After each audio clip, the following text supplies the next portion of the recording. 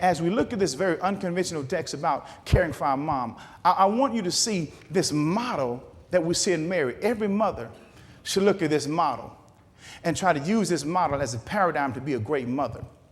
But then every one of us as children ought to look at the model of Jesus and use that paradigm to be great children.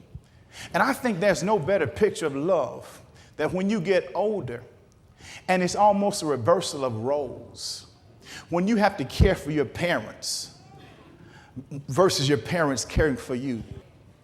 The text says he saw his mother, which means Jesus was attentive to he paid attention to his mom. Pay attention to your mother.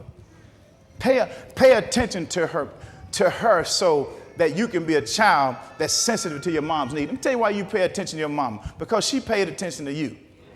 When you were messing up diapers and Pampers, she was paying attention to you. When you got sick and your nose was running, she was paying attention to you.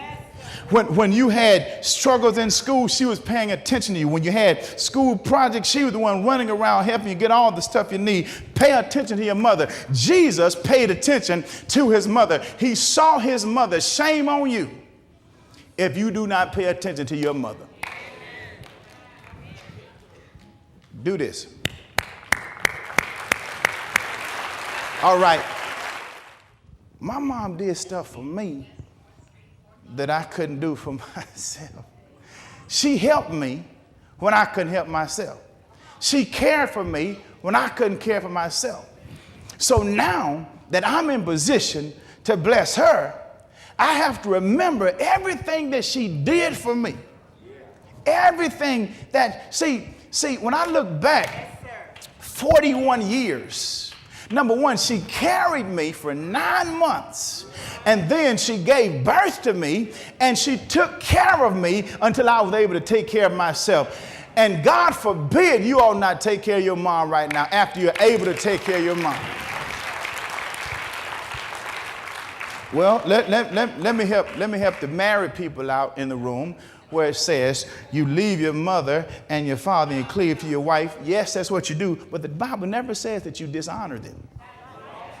The Bible never says that you dishonor them. And then if you have issues in your home where your wife is jealous of your mom and your mom is jealous of your wife, y'all have some issues. Y'all need to talk about. Mama, don't be jealous of your daughter-in-law. Daughter-in-law, don't be jealous of your mother.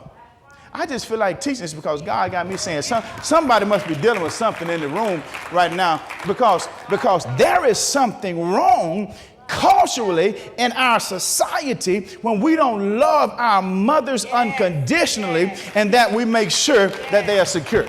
Jesus secured her, but then Jesus does something none of us could do. He saved her.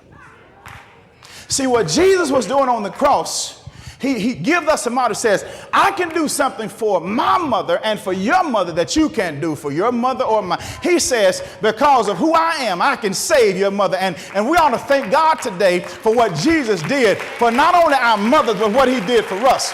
And Jesus died on the cross.